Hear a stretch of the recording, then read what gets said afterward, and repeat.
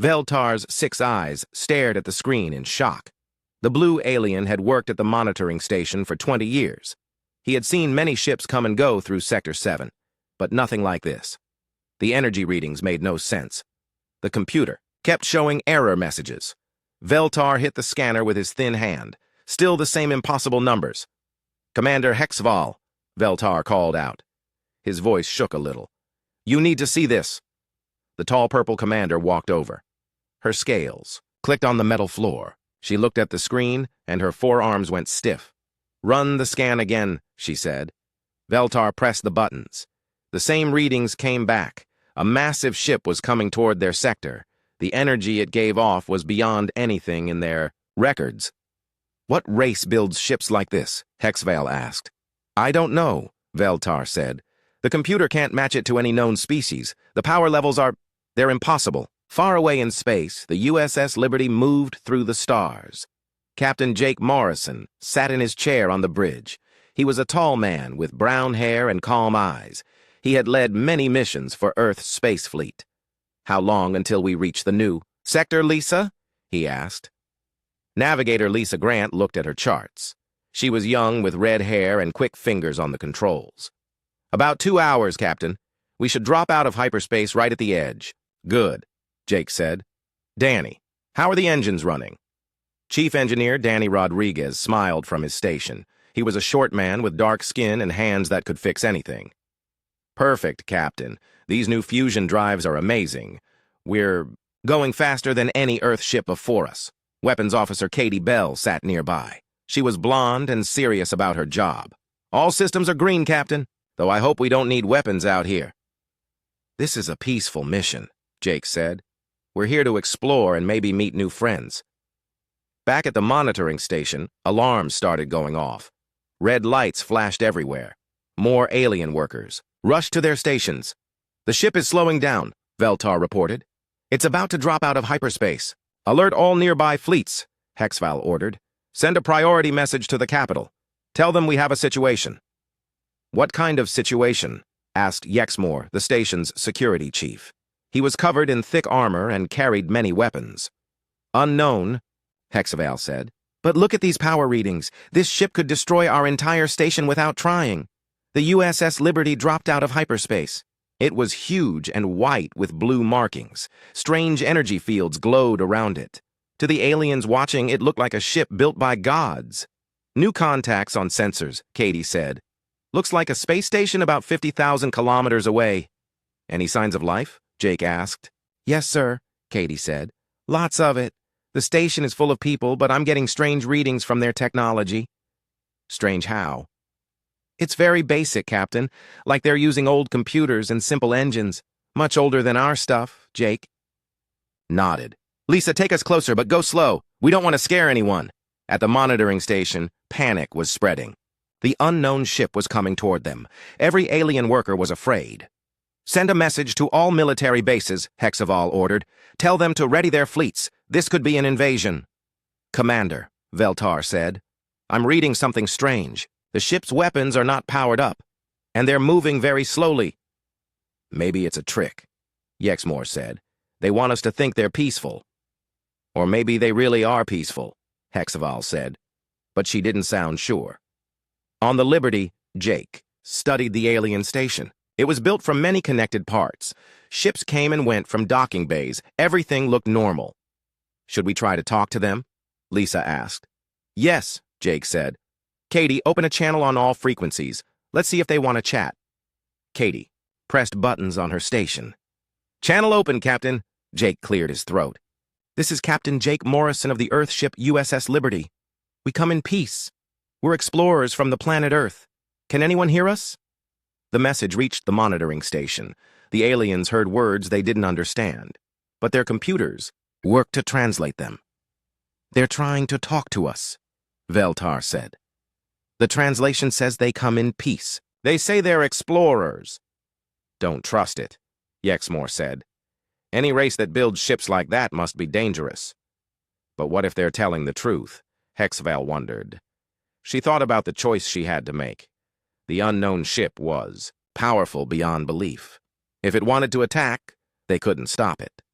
But maybe, just maybe, these humans really did come in peace. Open a channel, she decided. Let's see what they want. The aliens sent their own message.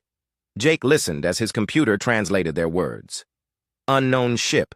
This is Commander Hexval of Monitoring Station 7. State your purpose in our space. Jake smiled. First contact was always exciting. Commander Hexval, we're happy to meet you. We're from Earth. We're exploring space and looking for new friends. We mean no harm. Earth? Hexval said to her crew. Never heard of it. Where is this planet? The computers couldn't find Earth in any star charts. This ship had come from somewhere completely unknown.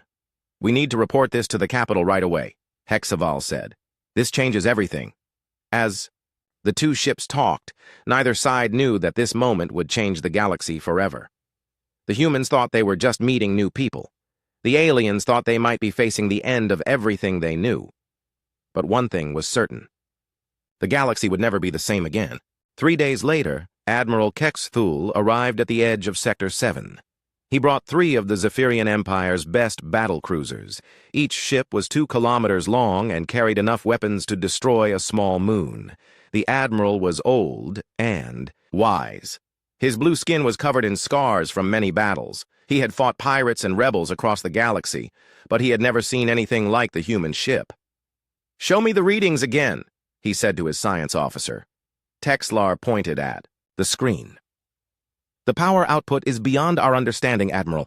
Our computers say it's impossible, but there it is."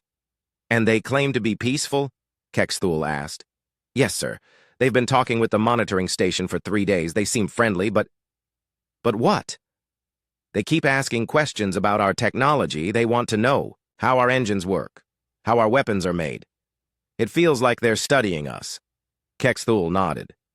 "Smart enemies always study their targets first." On the USS Liberty, Captain Jake Morrison was excited. His team had learned so much about the aliens in just 3 days. They had names for themselves. The Zephyrians. They had an empire that covered hundreds of star systems. "Commander Ryan Clark to the bridge," Jake said into his communicator. Ryan was Jake's best diplomatic officer. He was tall and thin with gray hair and kind eyes. He had helped make peace between Earth and the Mars colonies years ago. "You wanted to see me, Captain?" Ryan asked as he entered the bridge.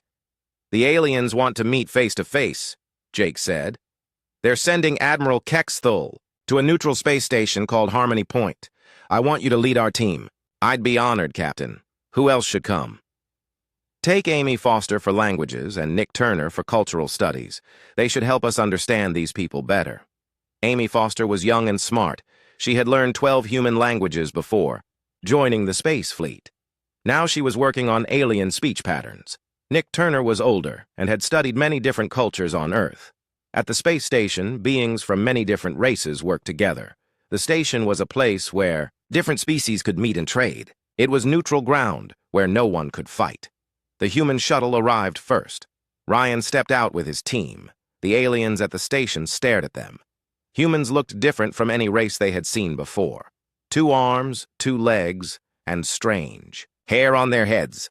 "Welcome to Harmony Point," said the station manager. She was a tall green alien with 4 arms. "I am Nexara. Your meeting room is ready." "Thank you," Ryan said. His translator made his words come out in the alien language. Soon the Zephyrian ships arrived. Admiral Kexthul came aboard with his own team. The 2 groups met in a large room with comfortable chairs and good air for both species. "I am Admiral Kexthul," the alien said. "I speak for the Zephyrian Empire." "I'm Commander Ryan Clark," Ryan replied. "I speak for Earth and humanity." The 2 leaders sat down across from each other. Both sides were nervous, but trying to be polite. "We've never heard of your species before," Kexthul said. "Where do you come from?"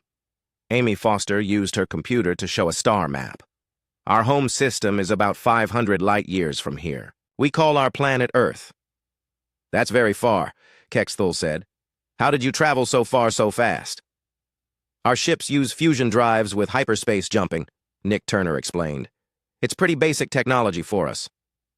The aliens looked at each other with worry. What humans called basic was far beyond anything they had. "Would you like to see our ship?" Ryan asked. Captain Morrison would be happy to give you a tour. Quetzalcoatl thought about it. It could be dangerous, but it might also be their only chance to learn about human technology. Yes, he said. But I want to bring my science team. An hour later, the alien group arrived on the USS Liberty. Captain Jake met them at the airlock. He was friendly and welcoming. "Welcome aboard," Jake said. "I hope you enjoy your visit." The aliens walked through the ship's halls. Everything was clean and bright. The technology was smooth and quiet. Their own ships were loud and rough compared to this. Chief Engineer Danny Rodriguez showed them the engine room. The fusion reactors hummed with quiet power. The aliens couldn't understand how something so small could produce so much energy. "How do you contain the fusion reaction?" asked Texlar, the alien science officer. "Magnetic fields," Danny said. "Pretty simple, really. We learned how to do this about 50 years ago. 50 years! The aliens had been trying to build fusion reactors for hundreds of years and never succeeded." Dr. Grace Webb showed them the medical bay. Her scanners could see inside a living body without cutting it open. They could fix broken bones in minutes and cure diseases that the aliens thought were impossible to treat. "This medical technology," said Lexmar, the alien doctor. "It's like magic." "Not magic," Grace smiled. "Just good science. We'd be happy to share our medical knowledge with you." The aliens were amazed and terrified. These humans could cure any disease. They could travel across the galaxy easily. Their weapons could probably destroy entire planets, but the humans seemed so nice. They offered to share their technology. They asked about alien culture with real interest. They brought gifts of Earth food and art. "Why are you being so friendly?" Quetzalcoatl asked Jake during dinner. "Why wouldn't we be?" Jake replied. "We came out here to make friends.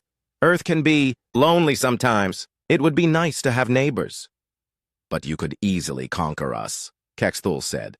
"Your technology is far beyond ours." Jake looked shocked. "Conquer you? Why would we want to do that? We have everything we need on Earth. We came here to learn, not to fight." The alien admiral didn't know what to think. In his experience, the strong always ruled the weak, but these humans seemed different. Later that night, Quetzalcoatl talked privately with his officers. "What do you think?" he asked. "They're telling the truth about being peaceful," Texlar said. "All our scans show they haven't lied to us once." "But they're so powerful," said Zexalon, the military officer. "One of their ships could defeat our entire fleet." "I know," Quetzalcoatl said. "That's what worries me. What happens when more humans come? What happens when their government decides they want our territory?" None of them had an answer. Back on Earth, nobody knew that their peaceful exploration mission had scared an entire galactic empire. The humans went to sleep happy about their new alien friends. The aliens went to sleep wondering if they had just met their future conquerors. In the distance, hidden sensors recorded everything. Word of the human encounter was spreading across the galaxy. Soon, every major power would know about these strange new beings with their impossible technology. The galaxy was about to become a much more complicated place. The meeting between humans and aliens was going well. Both sides were learning about each other. But deep in the asteroid field nearby, something dangerous was watching. Captain Rextar commanded a fleet of pirate ships. He was a mean alien with red skin and sharp teeth. For years he had robbed merchant ships in this area. Now he saw a chance for the biggest prize of his life. "Look at that human ship," he told his crew. "It must be worth more than everything we've ever stolen." His second in command, a thin alien named Vexalock, looked worried. "Captain, the reports say these humans are very powerful." "Stories and lies," Rextar laughed. "No ship is stronger than our fleet. We have 20 attack vessels. They have 1. Rextar was wrong. He was about to make the biggest mistake of his life. At Harmony Point, the talks continued. Commander Ryan Clark and Admiral Quetzalcoatl were discussing trade agreements. The humans offered medical technology, the aliens offered star charts and mineral rights. "Your people seem very generous," Quetzalcoatl said. "We believe in helping each other," Ryan replied. "When everyone does well, everyone is happy." This idea was strange to the aliens. In their galaxy, species usually fought over resources. They didn't share unless they had to. On the USS Liberty, Captain Jake was showing more aliens around his ship. They were amazed by everything they saw. The food makers could create any meal in seconds. The computers could translate any language instantly. Pilot. Steve Chen was explaining human fighter craft to some alien pilots. Steve was young and loved flying. His wingman, Carol Davis, stood beside him. She was tough and skilled. "Our fighters are pretty fast," Steve said. "They can do about 10,000 kilometers per hour in atmosphere." The alien pilots gasped. Their best fighters could barely do half that speed. "Would you like to see a demonstration?" Carol asked. "That would be wonderful," said the alien flight leader. Steve and Carol walked to the hangar bay. Their fighters were sleek and silver. They looked more like art than weapons. "These are beautiful machines," the alien said, "but they look very small." "Size isn't everything," Steve grinned. Suddenly, alarms started going off all over the station. Red lights flashed everywhere. "Pirate attack!" came the announcement. "All ships prepare for battle." Through the station windows, everyone could see pirate vessels coming out of the asteroid field. 20 ugly ships with weapons ready. "This is Captain Rex Tar," came a rough voice over the radio. "Give us the human ship and nobody gets hurt. Fight us, and we'll destroy everything." Admiral Kexthul looked at his ships. 3 battle cruisers against 20 pirates. It would be a hard fight. "We'll defend the station," he told his captains. "Ready all weapons." Captain Jake heard the pirate's message. He spoke to Admiral Kexthul over the radio. "Admiral, we'll help you fight these pirates." "No," Kexthul replied quickly. "Your ship is too valuable. Stay safe behind the station." "With respect, Admiral, we didn't come here to hide." Jake turned to his weapons officer. "Katie, power up our defense systems." Katie Bell's fingers moved over her controls. "Shields at full power, Captain. Point defense systems online." "Just defense systems?" Jake asked. "The pirates aren't worth using our main weapons," Katie said. "Point defense should be enough." The pirate ships attacked. They fired missiles and energy beams at the station and the human ship. The Zephyrian battlecruisers fought back bravely, but there were too many pirates. One by one, the alien ships took damage. Their shields were failing. "Human ship," Admiral Kexthul called. "You should run while you can." "Not going to happen," Jake replied. The pirates focused their attack on the USS Liberty. Hundreds of missiles flew toward the human ship. The aliens watching expected to see it destroyed. Instead, something amazing happened. The Liberty's point defense systems came online. Dozens of small laser turrets appeared on the ship's hull. They fired so fast that space around the ship looked like it was full of lightning. Every missile was destroyed before it could hit. Every energy beam was stopped by the shields. The human ship wasn't even scratched. "Impossible," whispered Admiral Kexthul. Steve Chen and Carol Davis launched in their fighters. The alien pilots watched in shock as the tiny human ships moved faster than their sensors could track. The fighters danced between the pirate ships like leaves in the wind. They were so fast and agile that the pirates couldn't hit them. "Steve, let's end this quickly," Carol said over the radio. "Agreed. I'll take the left flank, you take the right." The human fighters opened fire. Their weapons were small compared to big ship guns, but they were incredibly accurate. Each shot hit exactly where it was aimed. Pirate ships started exploding, not from big blasts, but from precise hits to their engines and weapon systems. The human pilots were disabling them one by one. Captain Rex Tar couldn't believe what he was seeing. His fleet was being destroyed by 2 tiny fighters. All ships. "Retreat!" he screamed, but it was too late. Katie Bell had had enough of the pirate attack. "Captain, permission to end this?" she asked. "Do it," Jake said. Katie pressed one button. The Liberty's point defense grid fired a single coordinated pulse. It wasn't even a real weapon attack. It was just the ship clearing its defensive systems. The pulse swept through space like a gentle wave. But when it touched the pirate ships, they simply vanished. All of them. In 1 second, 20 pirate vessels became space dust. The asteroid field was empty except for the human and alien ships. Complete silence filled the radio channels. Steve and Carol flew back to the Liberty, their mission suddenly finished. "Well, that was easy," Steve said. Admiral Kexthul stared at his screens. His science officer Texelar was shaking. "Admiral," Texelar whispered, "that wasn't even their main weapons. The computer says they just used point defense." "Point defense?" Kexthul repeated. Yes, sir. What they call basic defensive systems just destroyed an entire pirate fleet. On Harmony Point, every alien was silent. They had just watched 20 warships get erased by what the humans considered routine ship maintenance. Captain Jake's voice came over the radio, calm and friendly. Is everyone okay? Did any of your ships take serious damage? Our medical team can help with injuries. Admiral Kexthul didn't know how to respond. These humans had just displayed power beyond imagination. They could have destroyed his entire fleet just as easily as the pirates, but they were asking if they could help heal wounded aliens. We're fine, Kexthul managed to say. Thank you for your assistance. No problem, Jake replied. That's what friends do. Friends. The Admiral thought about that word. Could beings this powerful really be friends with anyone? Or were the aliens just lucky that humans seemed to be peaceful?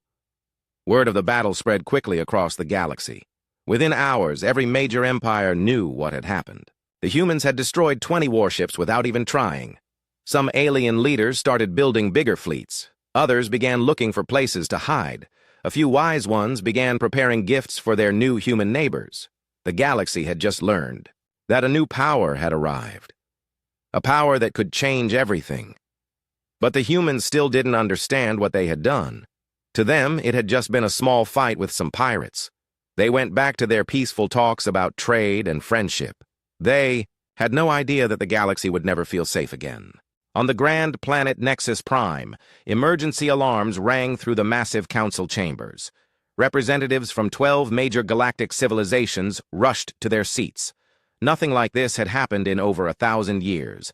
Speaker Yuldana, an ancient alien with silver skin, called the meeting to order. Her voice echoed through the huge room. We are here because of reports about a new species, the humans. What we have learned is troubling. Admiral Zekamor of the Hegemony stood up. He was a large, warlike alien covered in thick armor. His people believed that strength was everything. Troubling is not strong enough, he growled. These humans are a threat to every living being in the galaxy. We must act now before it's too late. On the other side of the room, Speaker Lum Ara of the Etherian Collective rose gracefully. Her people were peaceful and wise. They had avoided war for centuries. We should not rush to violence, she said in her soft voice. The humans say they come in peace. Perhaps we should listen. Listen? Zekmor laughed harshly. They destroyed 20 ships with a single shot. They make our best technology look like children's toys.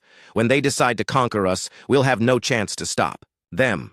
The room erupted in arguments. Some species wanted immediate war. Others called for diplomacy. A few suggested hiding and hoping the humans would go away. Far away at Harmony Point, Captain Jake Morrison had no idea about the emergency meeting. He was enjoying a quiet dinner with Admiral Kexthul and their teams. The conversation was friendly. Your food is very interesting, Kexthul said, trying a piece of Earth apple pie. Wait until you try ice cream, Jake smiled. We brought some from Earth. It's frozen but sweet. Communications Officer Beth Parker sat nearby. She was young with dark hair and sharp ears. Something had been bothering her all day. Captain, she said quietly, I've been picking up a lot of radio chatter from across the sector, much more than usual. What kind of chatter? Jake asked. Military frequencies mostly, fleet movements, emergency codes, and they keep mentioning humans. Jake frowned. Are they talking about us? I think so, sir. But I can't understand why there's so much traffic. It's like the whole galaxy is talking about something big. Dr. Tony Martinez was at another table, talking with alien scientists. Tony was fascinated by the different species he had met. He was a friendly man who loved learning about new cultures.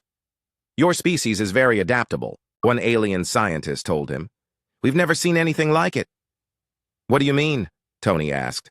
Most species can only live on planets very similar to their home world, but humans seem comfortable everywhere. Your ship has perfect air for you, but you can also breathe our atmosphere with just a simple mask. That's normal for us, Tony said. Humans have always been good at adapting to new places. The alien scientists looked worried. A species that could live anywhere was a species that could conquer anywhere. Back on Nexus Prime, the arguments continued. Ambassador Velthara of the Trading Union had an idea. What if we offer them tribute? She suggested. Give them what they want, so they leave us alone?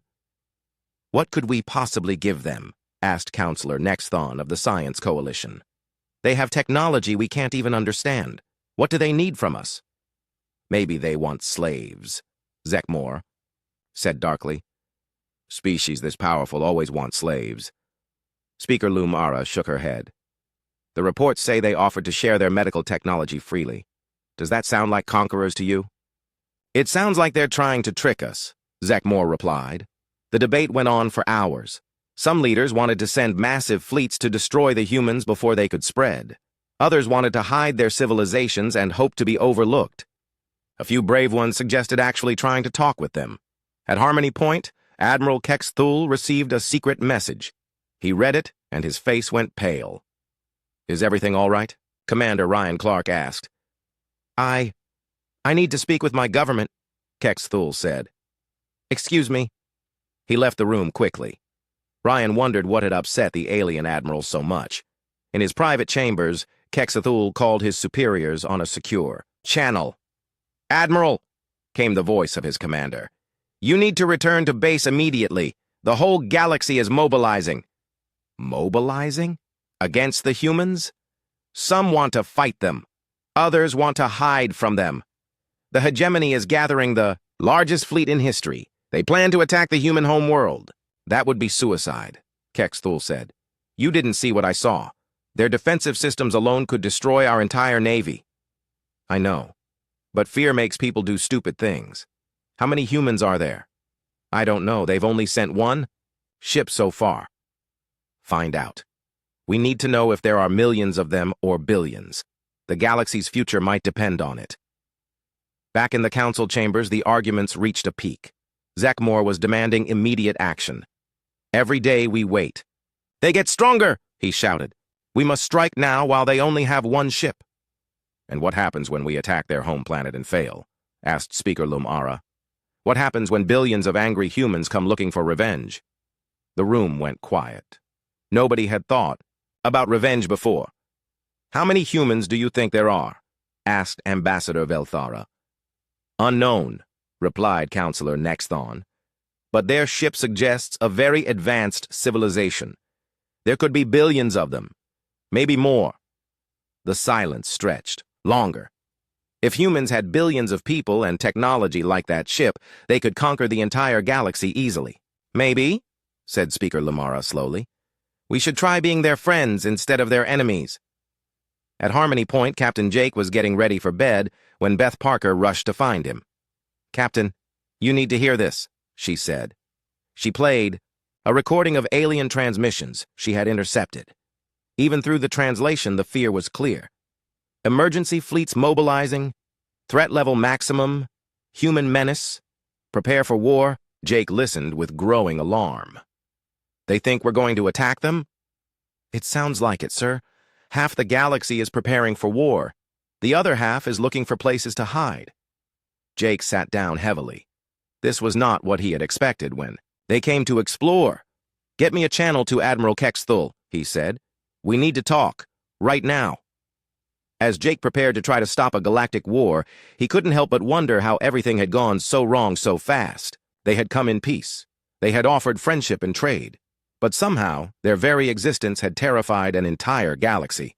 The next few hours would determine whether humanity's first contact with alien life would end in friendship or in the greatest war the galaxy had ever seen. And somewhere in space, massive alien fleets were already moving toward Earth's location, their weapons ready for battle. Captain Jake Morrison stood on the bridge of the USS Liberty, looking at the most amazing sight he had ever seen.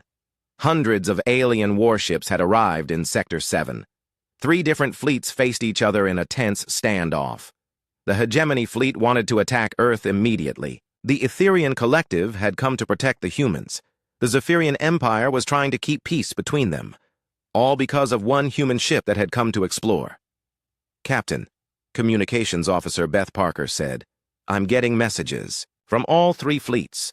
They all want to talk to you. Jake rubbed his tired eyes. He hadn't slept in 2 days. The peaceful exploration mission had become a nightmare. Put Admiral Zekmore through first, Jake said. The angry face of the hegemony Admiral appeared on the screen. His eyes burned with hatred. "Human," Zekamor growled. "You will order your people to surrender. Lay down your weapons and submit to our rule. Do this, and we might let some of your species live." Jake stared at him calmly. "Admiral, we didn't come here to fight anyone. We came to make friends." "Lies. Your ship destroyed 20 vessels without effort. You're planning to conquer our galaxy." "We defended ourselves against pirates," Jake said. "That's all." "More lies. No species builds ships like yours unless they plan to use them for war." Jake thought for a moment. Then he made a decision that would change everything. "Admiral Zekmor, would you and the other fleet commanders like to come aboard my ship? All of you together. I want to show you something." Admiral Kexathul's voice came over another channel. "Captain Morrison, that could be dangerous. These species have been enemies for centuries." "Then it's time they learned to work together," Jake replied. 3 hours later, the most important meeting in galactic history took place in the Liberty's conference room. Admiral Zekmor sat across from Speaker Lumara. Admiral Kexathul tried to keep peace between them. Commander Ryan Clark and his diplomatic team were there too. So was Dr. Tony Martinez and Chief Engineer Danny Rodriguez. "Thank you all for coming," Jake began. "I know you're enemies, but we need to talk." "There's nothing to discuss," Zekmor said. "Your species is too dangerous to live." "Let me ask you something," Jake said. "How many people live in your empire?" "Billions," Zekmor replied proudly. "And you, Speaker Lumara?" "Nearly 1 trillion. "Beings across our worlds," she said. Jake nodded. "Admiral Kexthul?" "About 50 billion in the Zephyrian Empire." "Do you know how many humans there are?" Jake asked. The aliens looked interested despite themselves. "About 12 billion, Jake said. "Just 12 billion people on one planet." The aliens stared. That was nothing compared to their populations. "We don't want to conquer anybody," Jake continued. "Earth is a beautiful world, but it's getting crowded. We came to space to find new places to live, empty places. We don't want your planets." "But your technology," Zekmor said. "Your weapons." "Danny," Jake said to his engineer. "Tell them about our weapons." Danny Rodriguez looked embarrassed. "Well, the thing is, we don't really have weapons. I mean, we have some for defense, but we built this ship for exploration." "The pirates," Kexathul began. "Our point defense system," Danny explained. "It's designed to stop asteroids and space junk from hitting us. We never expected to use it in a fight." The aliens looked confused. Dr. Tony Martinez spoke up. "On Earth, we learned something important. War is expensive and wasteful. It's much better to trade and share knowledge. Everyone gets richer that way." "But if you have superior technology," Zekamor said, "why don't you use it to rule others?" "Because that would be wrong," Jake said simply. "We believe every species has the right to be free." Speaker Lumara leaned forward. "Your medical technology.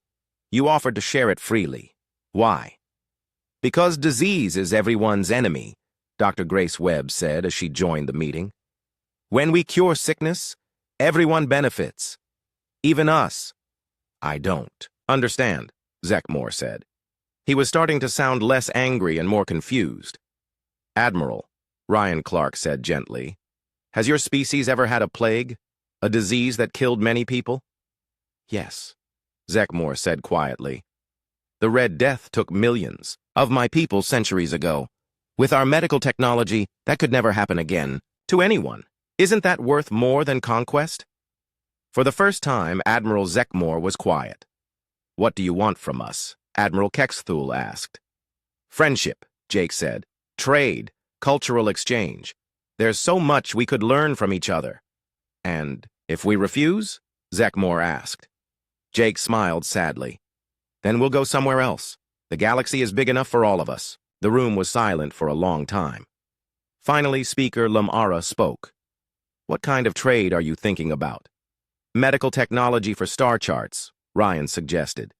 "Engineering knowledge for cultural information, art for art, knowledge for knowledge." "You would really share your advanced technology?" Kexthul asked. "Some of it," Jake said. "We're not going to give fusion bombs to anyone. But peaceful technology? Medicine, farming, engineering? Yes." Danny Rodriguez pulled out a small device. This is a water purifier. It can turn any dirty water into clean drinking water. We'd like to give these away for free to any world that needs them. The aliens stared at the small machine. Clean water was a problem on many worlds. Free? Zekmore asked. Free, Danny confirmed. No strings attached. Admiral Zekmore looked around the room. His whole life, he had believed that the strong ruled the weak. But these humans were stronger than anyone, and they wanted to give gifts instead of taking tribute. I need to think about this, he said. 3 days later, representatives from across the galaxy met again on Nexus Prime. But this time, humans were invited too. Commander Ryan Clark stood before the Grand Council. Beside him were Engineer Sam Brooks and diplomat Laura White.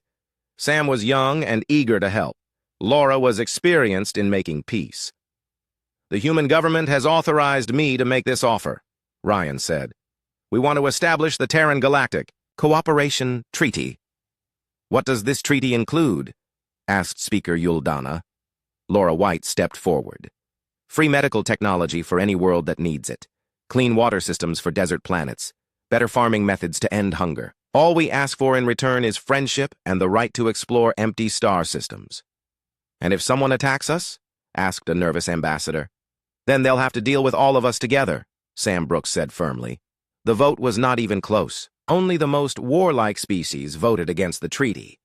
Everyone else wanted to be friends with these strange, powerful, generous humans.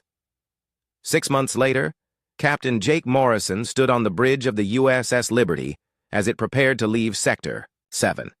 His mission was complete, but it had become something much bigger than exploration.